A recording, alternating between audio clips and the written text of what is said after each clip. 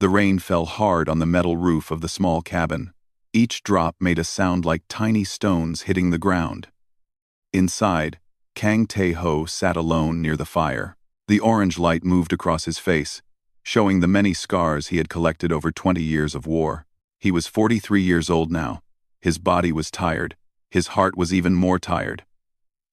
The wars had taken everything from him.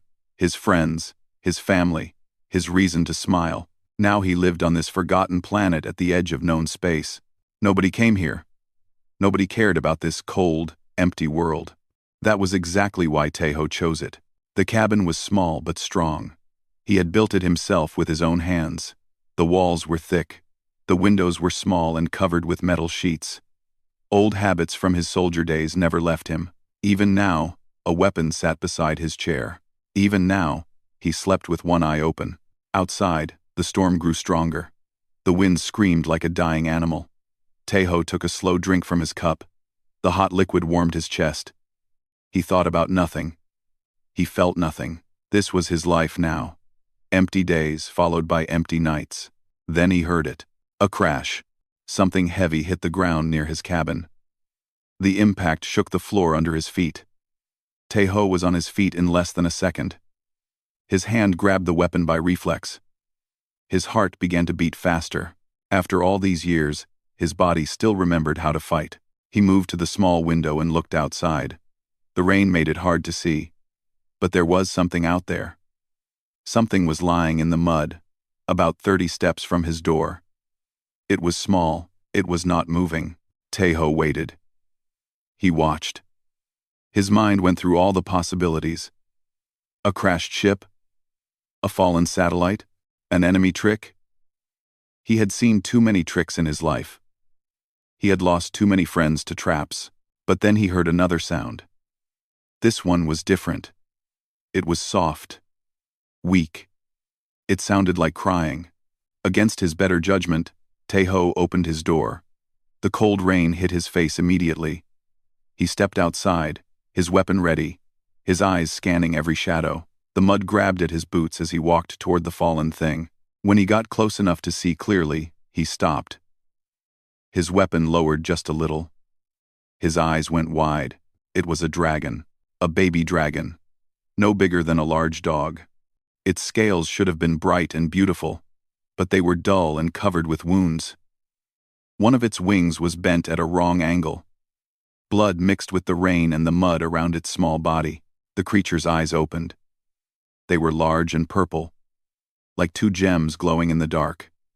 Those eyes looked at Tae-ho with pure fear. The baby dragon tried to move away, tried to escape, but it was too weak. It fell back into the mud with a sad cry. Tae-ho knew what this creature was. Everyone in the galaxy knew about Velran dragons. The news channels talked about them all the time. They were dangerous. They were weapons.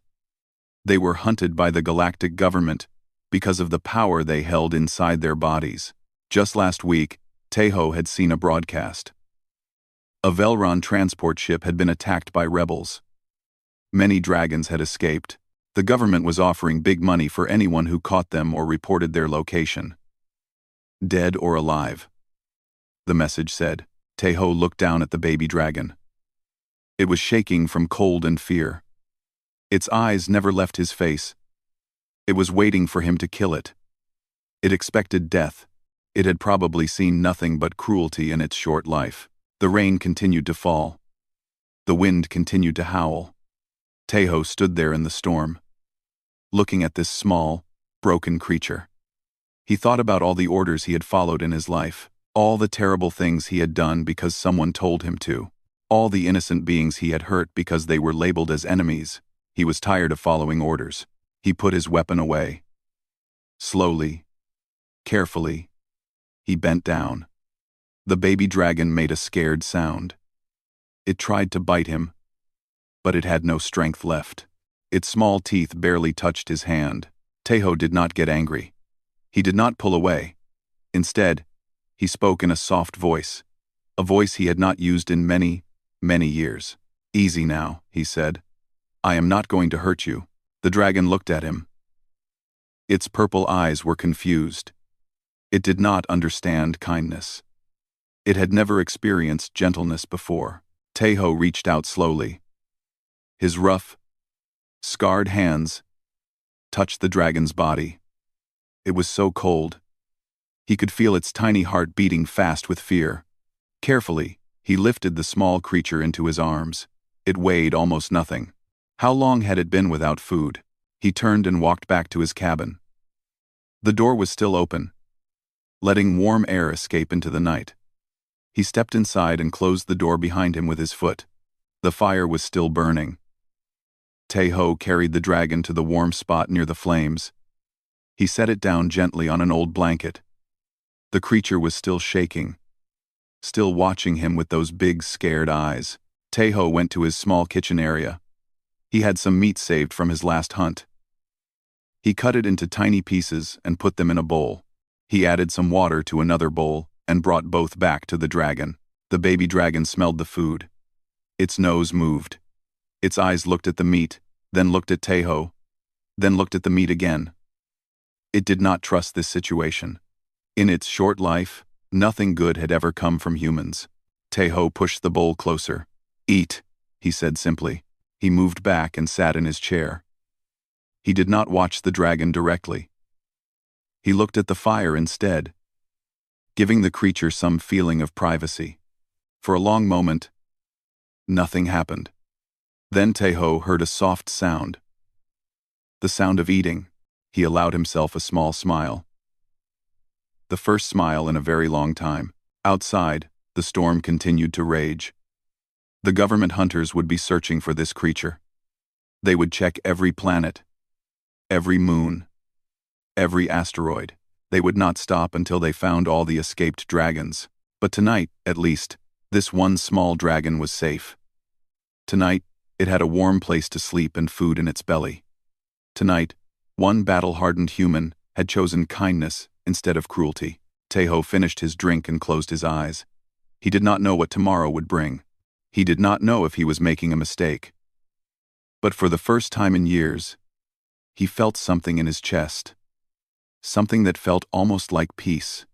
The baby dragon finished eating and curled up on the blanket. It was still scared, but it was also warm and full. Its purple eyes slowly closed. Soon, its breathing became slow and steady. Two broken souls, one small cabin, one cold, forgotten planet at the edge of space. This was where their story began. When morning came, Taeho woke up in his chair. His neck was stiff from sleeping in a bad position. His back made sounds when he moved. He was getting old. His body reminded him of this fact every single day. Then he remembered. The dragon. He turned his head slowly, expecting to see an empty blanket. He expected the creature to have run away during the night. But no. The baby dragon was still there. It was awake now, watching him with those large purple eyes. It had not moved from the warm spot near the fire. Taeho stood up and stretched his body. His bones made more sounds. The dragon watched every movement he made. It was still afraid, but there was also something new in its eyes. Curiosity, maybe. He walked to his communication device on the wall. The screen was old and scratched, but it still worked. He turned it on and saw the morning news. His face became serious immediately. The broadcast showed pictures of dragons. The escaped Velran dragons. The newsreader spoke in an urgent voice about how dangerous these creatures were. They could breathe fire. They could grow to enormous sizes. They had killed people in the past. The government was sending special hunting teams to find them all. Then came the part that made Taeho's blood run cold. They showed images of the galaxy's most famous dragon hunters. Men and women who had killed hundreds of Velran dragons. They were being offered huge amounts of money to find the escaped ones. Any citizen who sees a Velran dragon must report it immediately, the newsreader said. Do not approach. Do not engage. These creatures are extremely dangerous. Report and retreat. Taeho turned off the screen. He looked back at the baby dragon on the blanket. This small, scared, hungry creature. Extremely dangerous? He almost laughed at the idea. The dragon made a small sound. It was looking at him, still unsure if he was friend or enemy. Taeho made a decision. He had made many decisions in his life. Some good, some bad. But this one felt right in his heart. He walked to his food storage and took out more meat. He also found some dried fruit and some grain. He did not know what dragons ate exactly, but he would figure it out. He brought the food back and placed it near the dragon. "You need a name," Taeho said, sitting down on the floor a safe distance away. "I cannot just call you Dragon. Dragon. Dragon. Dragon. Dragon. Dragon. I cannot just call you Dragon." The creature tilted its head. It did not understand his words, but it seemed to like the sound of his voice. It began to eat again. Slowly this time, not with the desperate hunger of last night. Taeho watched the scales on the dragon's body. Even dirty and dull, they had a purple color to them. Like the color of early morning flowers. Like the color of the sky just before full night. "Bora," he said. "I will call you Bora." The dragon looked up at the sound. Its ears moved forward. Something in its eyes changed. Perhaps it was the first time anyone had given it a name. Perhaps it was the first time anyone had seen it as more than just a weapon or a monster. Over the next few days, Taeho took care of Bora. He cleaned her wounds with medicine from his old soldier kit. He wrapped her broken wing with soft cloth and small sticks to keep it straight. He made sure she always had food and clean water. It was not easy. Bora was still wild. Still scared. Several times she tried to bite him when he got too close. Once she even managed to breathe a tiny amount of fire, burning his sleeve, but Taeho did not get angry. He remembered what it was like to be scared. He remembered what it was like to trust no one. Slowly, very slowly, things began to change. By the 4th day, Bora stopped trying to bite him. By the 6th day, she would let him touch her head without flinching. By the 8th day, she made a sound when he entered the room, a happy sound, like she was glad to see him. Taeho started to talk to her. He told her about his life, about the wars he had fought, about the things he had seen. He told her about his wife who had died 10 years ago, about his daughter who he had not spoken to in 5 years. He told her things he had never told anyone. Bora listened.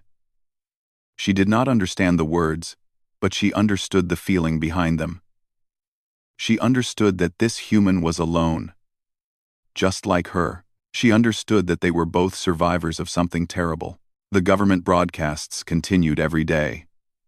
The dragon hunters were getting closer.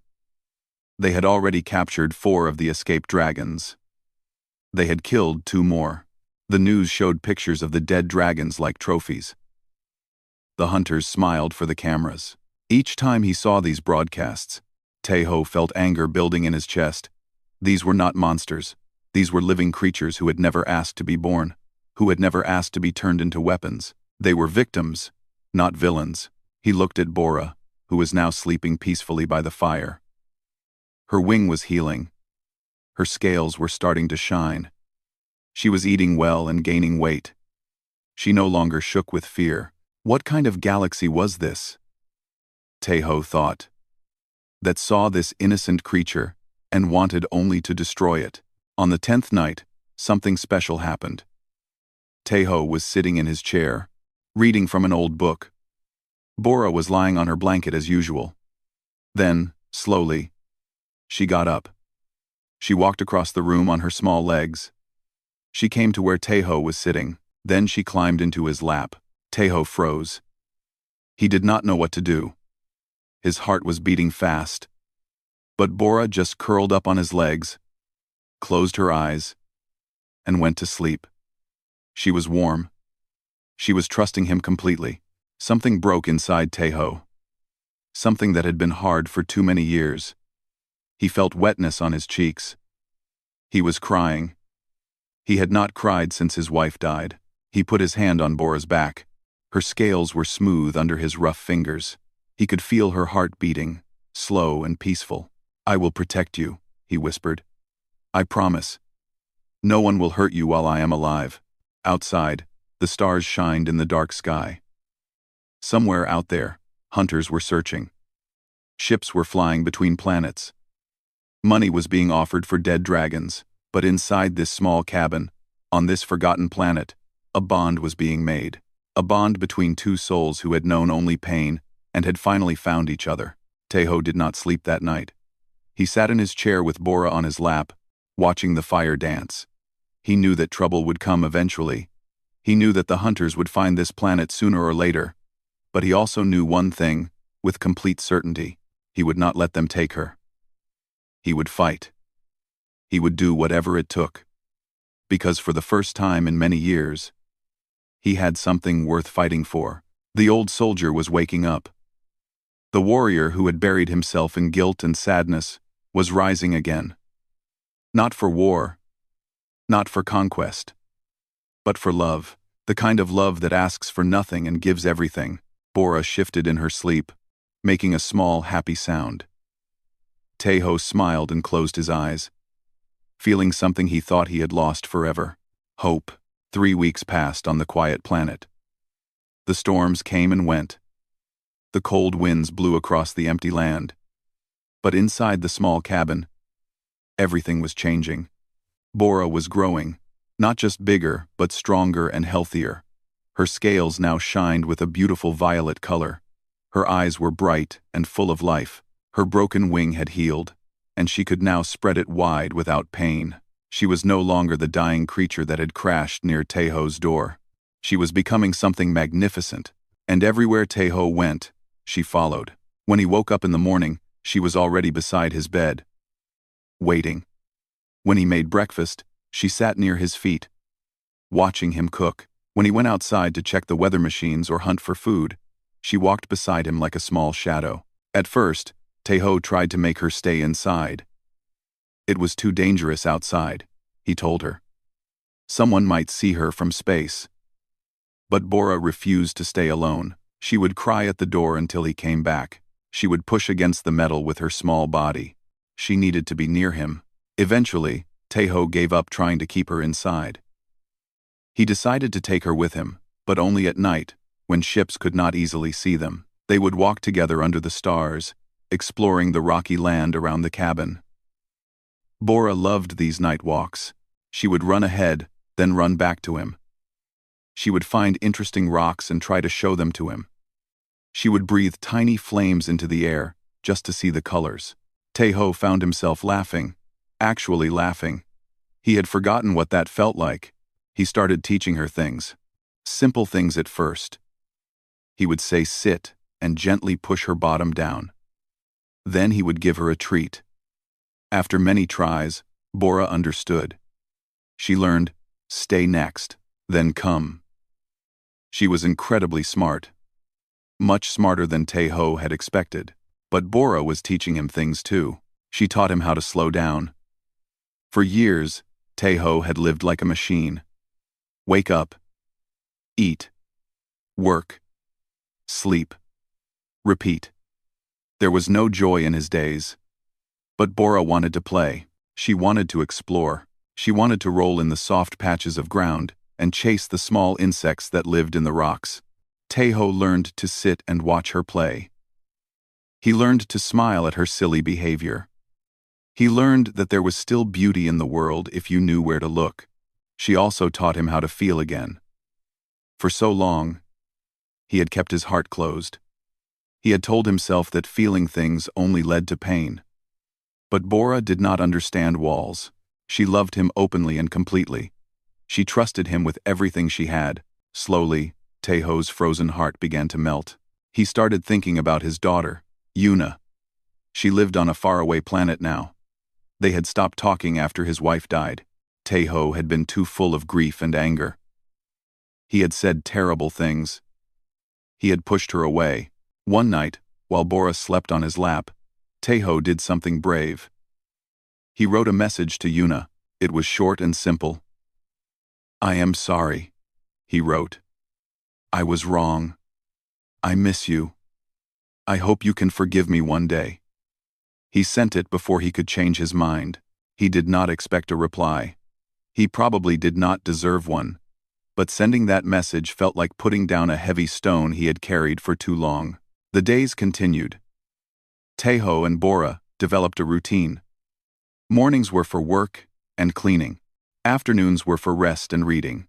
Evenings were for their walks under the stars. Nights were for sitting by the fire together, enjoying each other's company. Taeho started to take better care of himself too. He began to eat more.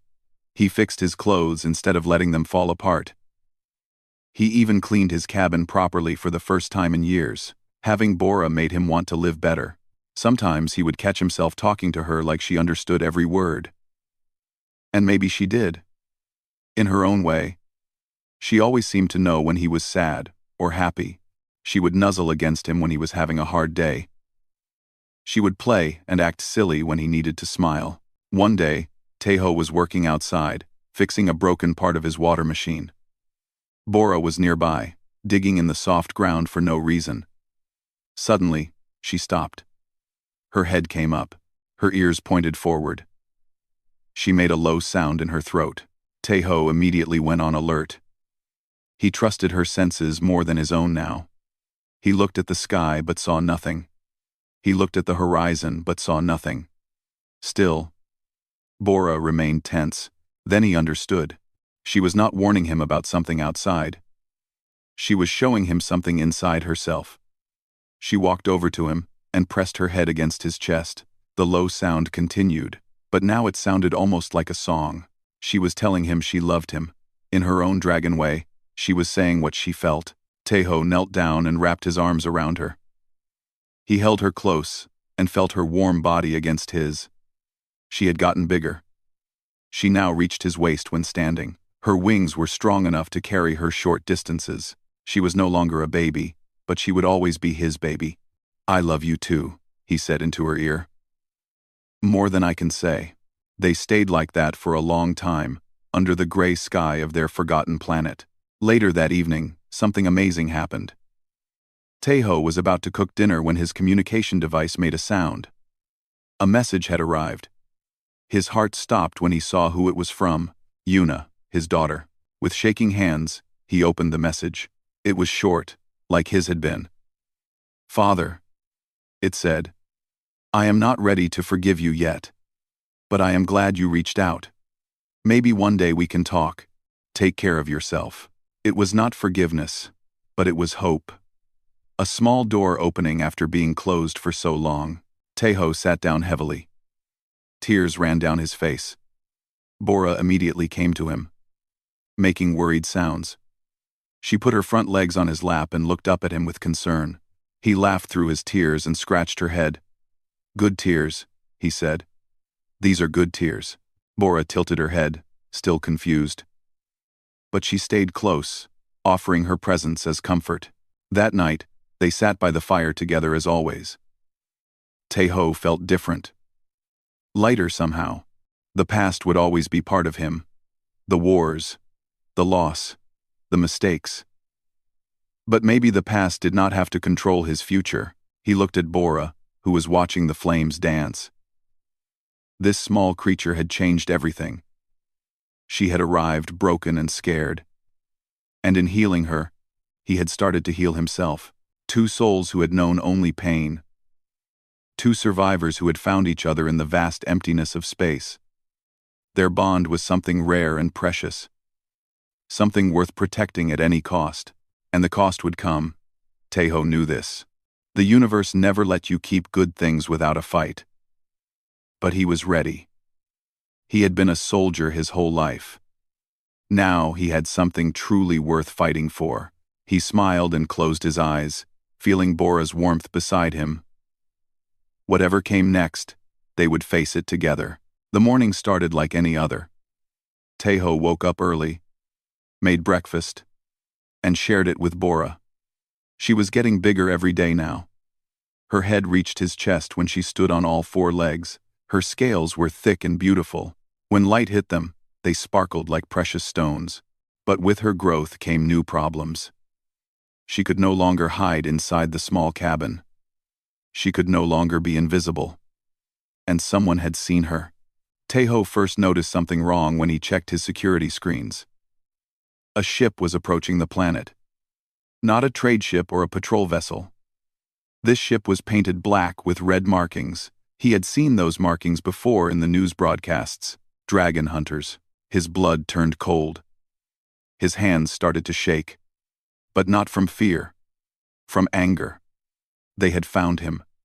They had found her. Bora, he called, keeping his voice calm. Come here, girl. She trotted over to him, tail swaying happily. She did not know what was happening. She did not understand the danger. To her, this was just another normal day. With her human. Teho knelt down and took her face in his hands. He looked into her purple eyes, those beautiful eyes that trusted him completely. Listen to me, he said softly. Some bad people are coming. I need you to stay inside and hide. Can you do that for me? Stay quiet and hidden. Bora made a confused sound. She did not want to leave his side. But she could sense the serious tone in his voice. She could feel that something was very wrong. Teho led her to a hidden space behind his storage containers. He had prepared this spot weeks ago, just in case. There was food, water, and blankets inside. He had hoped he would never need to use it. Stay here, he said. Do not come out no matter what you hear. I will come get you when it is safe. I promise. Bora whimpered. She licked his hand. Then she lay down in the hiding spot, her eyes never leaving his face. Teho covered the opening with the containers. His heart was breaking. But he could not show weakness now. He had a fight to prepare for. He moved quickly through the cabin, gathering his old weapons. He had not touched them in years, but a soldier never forgets. He put on his old armor, the same armor that had protected him through countless battles. It still fit, though it was tighter now. By the time the hunter ship landed outside his cabin, Teho was ready. He stood in the doorway, blocking the entrance. His weapons were visible, but not raised. He wanted to talk first, if possible. 4 hunters walked toward his cabin, 2 men and 2 women. They wore expensive armor and carried advanced weapons. The woman in front had short black hair and cold eyes. She seemed to be the leader. Good morning, old man, she said, stopping about 10 steps away. My name is Captain Han Sujin. We are with the Galactic Dragon Recovery Unit. We have detected a Velran dragon on this planet. Teho said nothing. He just stood there, watching them. Captain Sujin smiled, but there was no warmth in it. We have scans of the creature. We know it is here. We know you have been keeping it. I do not know what you are talking about, Teho said. His voice was flat and calm. The captain laughed. Please, do not insult my intelligence. The dragon is valuable.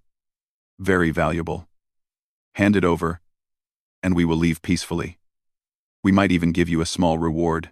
There is nothing here for you, Teho repeated. One of the male hunters stepped forward. He was big and looked impatient. Listen, grandfather. We can do this the easy way or the hard way.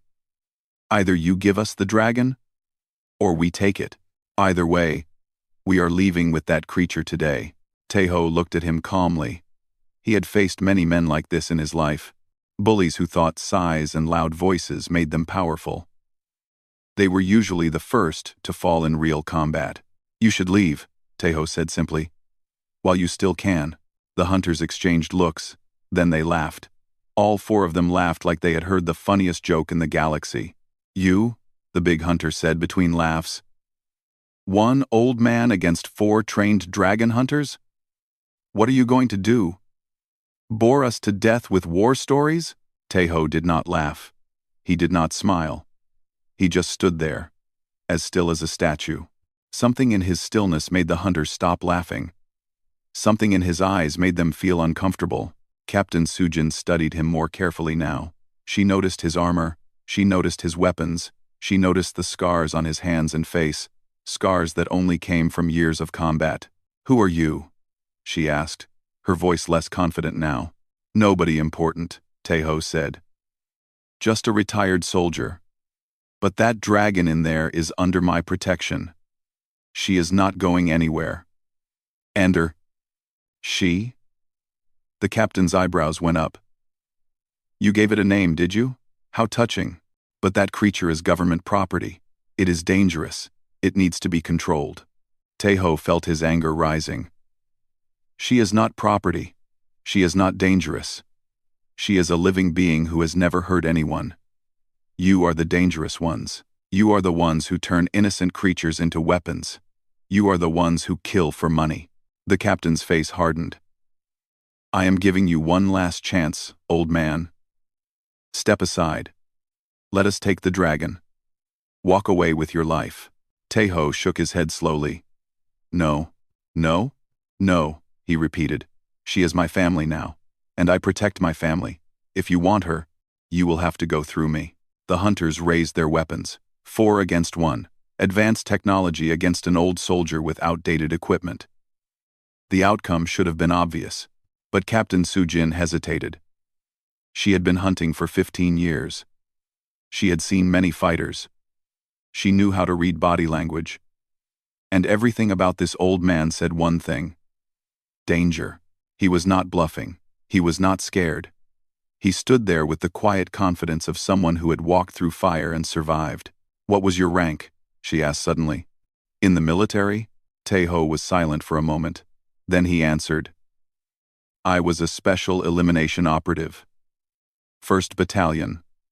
37 confirmed missions. 0 failures. The color drained from the hunters' faces. Special elimination operatives were legends. They were the soldiers who did the impossible.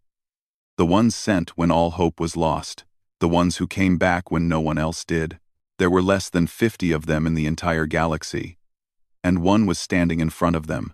The big hunter who had been so confident earlier now looked nervous. Captain, maybe we should call for backup. Captain Sujin did not answer. She was still staring at Taeho, trying to decide what to do. Taeho raised his weapon slowly, not pointing at them, just making it clear he was ready. Leave, he said one more time. This is your last warning. The wind blew across the empty planet.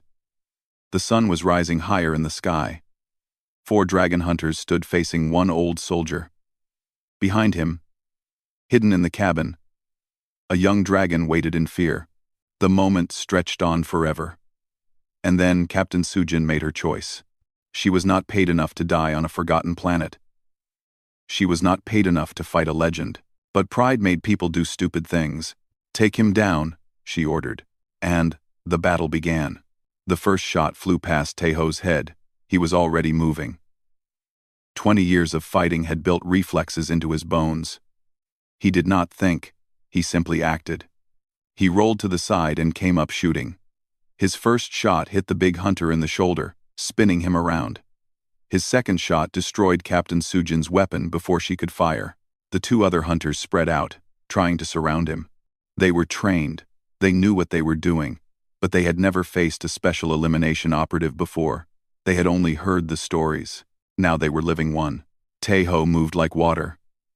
He was everywhere and nowhere at once. His old body hurt with every movement.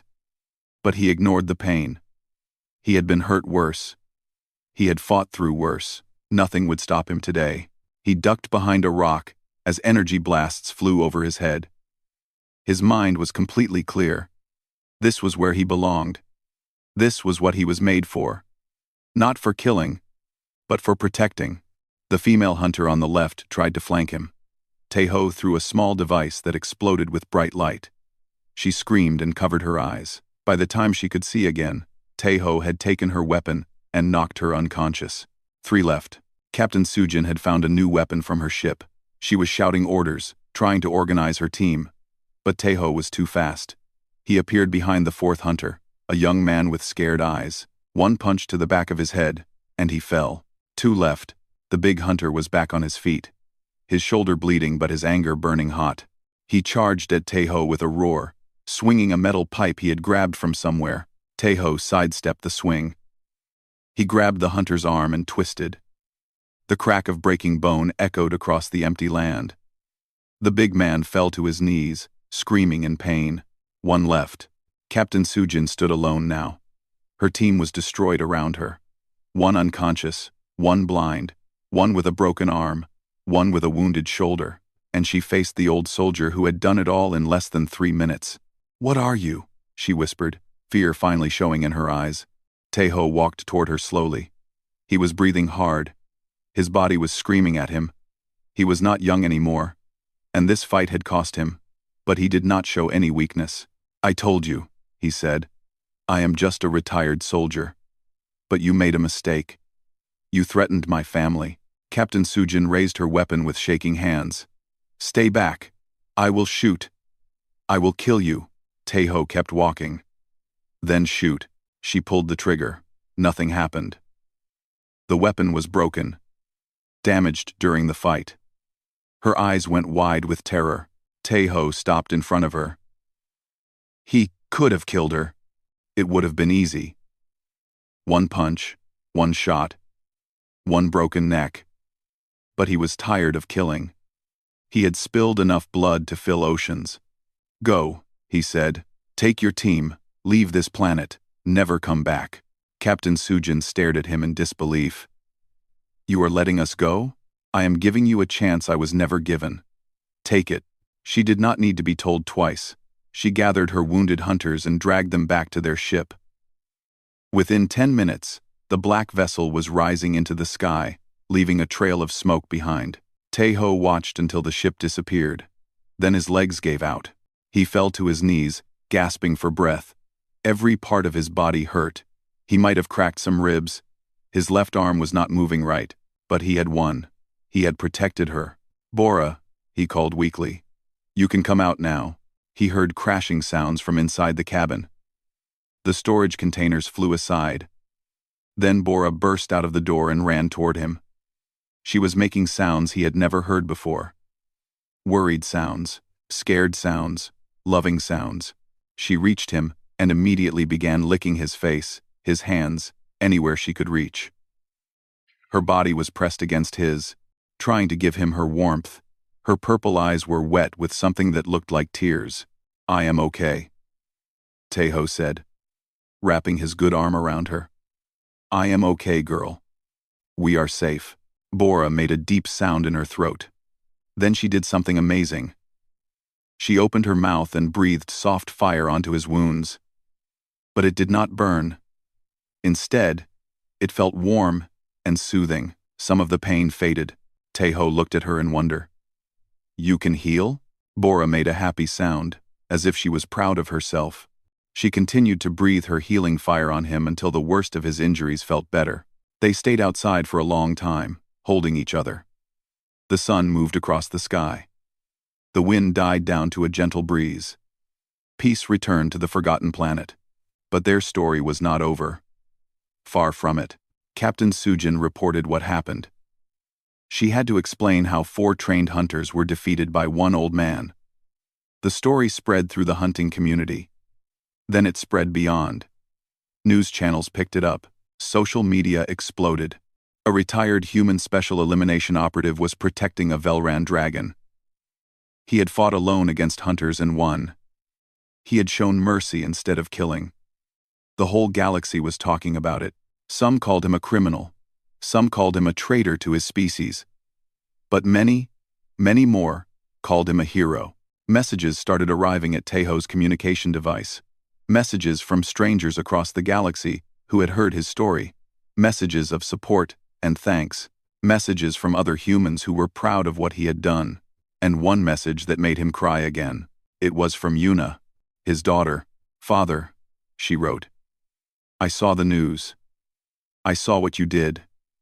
The man who raised me, the father I loved, is still in there. He just needed something to wake him up. I am proud of you. I love you.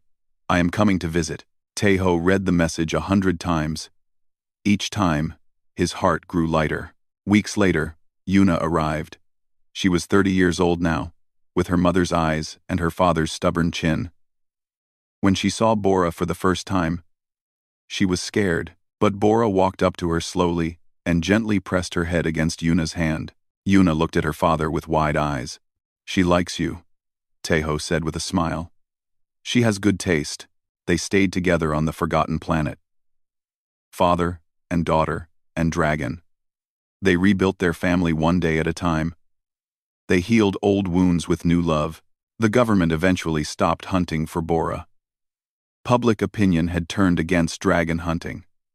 People started seeing the Velron dragons differently, not as monsters, but as living beings who deserved compassion. And it all started with one old soldier and one small dragon. Word spread across the stars. A new story to tell children at night. A new legend about humans. They were not just warriors and conquerors. They were also protectors of the weak, defenders of the forgotten, givers of second chances. On a forgotten planet at the edge of space, Kang Tae-ho sat outside his cabin. Bora lay beside him, now fully grown and magnificent. Yuna was inside, cooking dinner and singing an old song. The stars were beginning to appear in the darkening sky. Tae-ho breathed deeply and smiled. He had fought his last battle. He had won his greatest victory. Not through violence, but through love. And somewhere out there, across the endless universe, others were inspired by his story. Other broken souls were finding their way to each other. Other forgotten creatures were being welcomed inside. Because that is what humans do. That is who humans are at their best. They see something small, and scared, and starving, and they simply say, "Come inside." The story was over. And yet, in a way, it was just beginning.